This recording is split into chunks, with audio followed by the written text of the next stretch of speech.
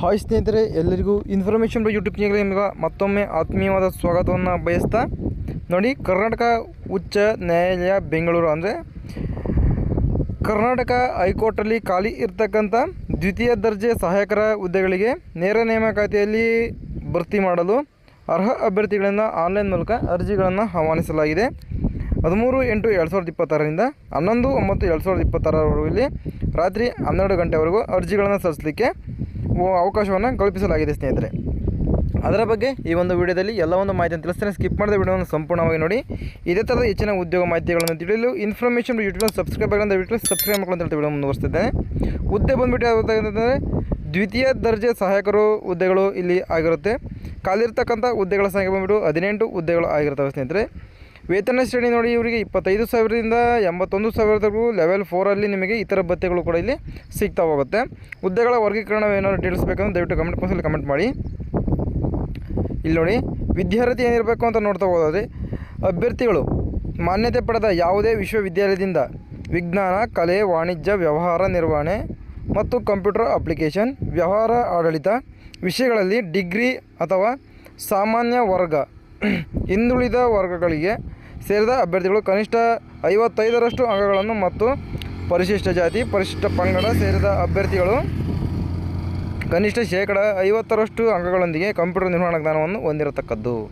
ವಿದ್ಯಾರ್ಥಿ ಏನಾಗಿರ್ಬೇಕಂತಂದರೆ degree complete ಆಗಿರಬೇಕು. ನಿಂದು ಯಾವುದೇ ಒಂದು ಸಬ್ಜೆಕ್ಟ್ ಆಯಿತು, ಯಾವುದೋ ಒಂದು ಇದಾಯಿತು, ಒಟ್ಟು ಡಿಗ್ರಿ ಕಂಪ್ಲೀಟ್ ಆಗಿದ್ದರೆ ಕಂಪ್ಯೂಟರ್ ನಿರ್ವಹಣೆಯಲ್ಲಿ ನಿಮಗೆ ಇದ್ದರೆ ಅರ್ಜಿಗಳನ್ನು ಸಲ್ಲಿಸ್ಕೊಳ್ಬೋದು. ಸ್ನೇಹಿತರೆ, ವಯೋಮಿತಿ ಬಗ್ಗೆ ನೋಡ್ತಾ ಹೋಗಿ, ಇವರಿಗೆ 18 ವರ್ಷಗಳು ಇಲ್ಲಿ ಕನಿಷ್ಠ ಆಗಿದ್ದರೆ ಸಾಮಾನ್ಯ ಅಭ್ಯರ್ಥಿಗಳಿಗೆ 35 + 5 40 ವರ್ಷಗಳು ಕೊಟ್ಟಿರ್ತಾರೆ. ಇತರೆ ಹಿಂದುಳಿದ ವರ್ಗಗಳು ಅಂದರೆ 2A 2B 3A 3B ಅಭ್ಯರ್ಥಿಗಳಿಗೆ 38 + 5 43 ವರ್ಷಗಳನ್ನು ಕೊಟ್ಟಿರ್ತಾರೆ. ಸ್ನೇಹಿತರೆ, ಪರಿಶಿಷ್ಟ ಜಾತಿ, ಪರಿಶಿಷ್ಟ ಪಂಗಡ ಮತ್ತು ಇತರೆ ಹಿಂದುಳಿದ ವರ್ಗಗಳಿಗೆ ಸೇರಿದ ಅಭ್ಯರ್ಥಿಗಳು ಪ್ರವರ್ಗ 1ಕ್ಕೆ ಸೇರಿದ ಅಭ್ಯರ್ಥಿಗಳಿಗೆ 45 ವರ್ಷಗಳಲ್ಲಿ ಮೀಸಲು ಇಟ್ಟಿರ್ತಾರೆ. ಸ್ನೇಹಿತರೆ, ಅರ್ಜಿ ಸಲ್ಲಿಸುವ ವಿಧಾನಗಳು ಮತ್ತು ಶುಲ್ಕಗಳನ್ನು ನೋಡ್ತಾ ಹೋಗೋದಾದರೆ ಸಾಮಾನ್ಯ ವರ್ಗದ ಅಭ್ಯರ್ಥಿಗಳಿಗೆ 350 ರೂಪಾಯಿಗಳನ್ನು ಕೊಟ್ಟಿರ್ತಾರೆ. ಇನ್ನು 2A 2B 3A 3B ಅಭ್ಯರ್ಥಿಗಳಿಗೆ 350 ಇರುತ್ತೆ. ಪರಿಶಿಷ್ಟ ಜಾತಿ, ಪರಿಶಿಷ್ಟ ಪಂಗಡ, ಹಿಂದುಳಿದ ವರ್ಗಕ್ಕೆ ಸೇರಿದ ಪ್ರವರ್ಗ 1 ಹಾಗೂ ಅಂಗವಿಕಲ ಅಭ್ಯರ್ಥಿಗಳಿಗೆ ಇಲ್ಲಿ 200 ರೂಪಾಯಿಗಳನ್ನು ಮಾತ್ರ ಇಲ್ಲಿ ಮೀಸಲಿಟ್ಟಿರ್ತಾರೆ. ನಿಗದಿತ ಶುಲ್ಕವನ್ನು ವೆಬ್ಸೈಟ್ನಲ್ಲಿ ನೀಡಿದ ಲಿಂಕ್ನ ಮುಖಾಂತರ ಸ್ಟೇಟ್ ಬ್ಯಾಂಕ್ ಆಫ್ ಇಂಡಿಯಾದ ಪೇಮೆಂಟ್ ಗೇಟ್ವೇ ಬೈ ನೆಟ್ ಬ್ಯಾಂಕಿಂಗ್ನಲ್ಲಿ ನೀವು ಪೇಮೆಂಟ್ನ ಮಾಡಬೇಕಾಗತ್ತೆ. ಸ್ನೇಹಿತರೆ, ಆಯ್ಕೆ ವಿಧಾನ ನೋಡಿ, ಆಯ್ಕೆ ವಿಧಾನ ಬಂದ್ಬಿಟ್ಟು ಇಲ್ಲಿ ನೇರ ನೇಮಕಾತಿ ಇರುತ್ತೆ. ಸ್ನೇಹಿತರೆ, ಸರಿನಾ? ಆಂಗ್ಲ ಭಾಷೆ ಮತ್ತು ಕನ್ನಡ ಭಾಷೆ ಮತ್ತು ಸಾಮಾನ್ಯ ಜ್ಞಾನದ ಮೇಲೆ ಪರೀಕ್ಷೆಗಳು ಕೂಡ ಇರುತ್ತೆ, ಇಂಟರ್ವ್ಯೂ ಕೂಡ ಇರುತ್ತೆ. ಒಟ್ಟು 100 ಅಂಕಗಳಿಗಿರುತ್ತೆ. ನೋಡಿ, ಆಂಗ್ಲ ಭಾಷೆಯಲ್ಲಿ ಪ್ರಬಂಧ ಬರೋಕ್ಕೆ 30 ಅಂಕಗಳಿಗಿದ್ದರೆ ಕನ್ನಡದಿಂದ ಇಂಗ್ಲೀಷ್ ಭಾಷೆಗೆ ಅನುವಾದ ಮಾಡಬೇಕಾಗುತ್ತೆ, ಅದು 30 ಅಂಕಗಳಿರುತ್ತೆ. ಸಾಮಾನ್ಯ ಜ್ಞಾನ ಪರೀಕ್ಷೆ ಇರುತ್ತೆ 20 ಅಂಕಗಳಿಗೆ. ಸಂದರ್ಶನ ಬಂದ್ಬಿಟ್ಟು 20 ಅಂಕಗಳಿಗಿರುತ್ತೆ.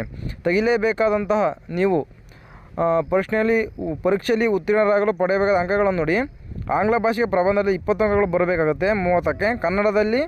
ಕನ್ನಡದಿಂದ ಆಂಗ್ಲ ಭಾಷೆಗೆ ಅನುವಾದ ಮಾಡೋದ್ರಲ್ಲಿ 30ಕ್ಕೆ 20 ಬರಬೇಕಾಗತ್ತೆ. ಸಾಮಾನ್ಯ ಜ್ಞಾನ ಪರೀಕ್ಷೆಗೆ 20ಕ್ಕೆ 10, ಸಂದರ್ಶನಕ್ಕೆ 20ಕ್ಕೆ 10, ಒಟ್ಟು 60 ಮಾರ್ಕ್ಸ್ ಬರಬೇಕಾಗುತ್ತೆ 100ಕ್ಕೆ. ಸ್ನೇಹಿತರೆ, ಸರಿನಾ?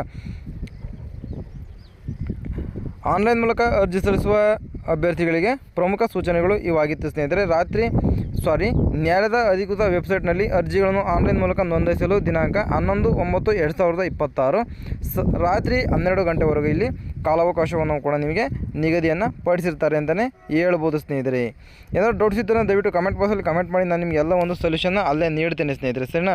ಏನಾದರೂ ಡೌಟ್ಸ್ ಇದ್ದರೆ ದಯವಿಟ್ಟು ಕಮೆಂಟ್ ಬಾಕ್ಸಲ್ಲಿ ಕಮೆಂಟ್ ಮಾಡಿ ಅಂತ ಹೇಳ್ತಾ ವಿಡಿಯೋವನ್ನು ಮುಗಿಸ್ತೇನೆ.